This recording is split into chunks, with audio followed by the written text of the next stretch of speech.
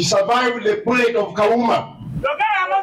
Because I remember she had just taken the baby off Kauma before Kauma was shot dead in the tundra. That woman remained with me. She had to command the other division of Arua, the division that is north. I had to command the south one. With the two LC3s. I want to tell you this.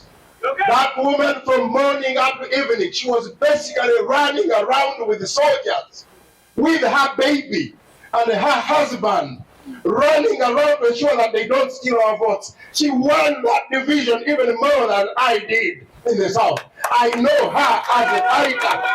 I know her as a fighter. She's well educated. When it comes to speaking English, I know. She has her mouth, speaking Uganda, speaking the West, the Nyakitara, speaking Iteso. She can speak all these languages. And I want to have a partner in Kampala because I know I'm going to win Rubaga South constituency. I want to have a partner among the 10 MPs of Kampala, the 10 MPs of Kampala that can fight not just with her mouth, hands, and but also with her brains, because Nasasira can be son as a social worker, graduated from Chambogo University, a local girl in Chambogo. She knows all about Nakawa, and that's why we want her to go and contest and win that constituency, taking it away from people who go to waste our time, just taking the bodies to parliament but not speak for the people. She's going to be the voice of the people.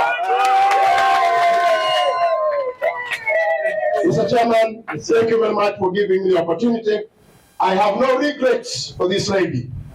Nakawa is a cosmopolitan constituency, probably the only one. Nakawa as a division. It's the cosmopolitan constituency.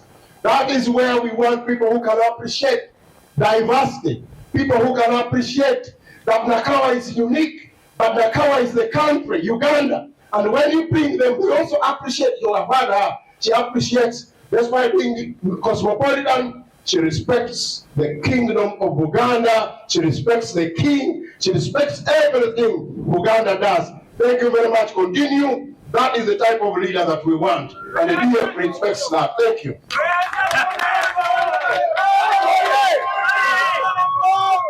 Obugambo bubadde mu lufuutifuuti babadde balugaya mukyala hape oyagala kwogerera wali mu nkuba naye yogerera wali ebisembayo abadde ayagala genda wali naye nga commission ndowooza when we get women we must encourage them, we must give them chance okubanga babaako n'ebigambo byebakola ki boogera.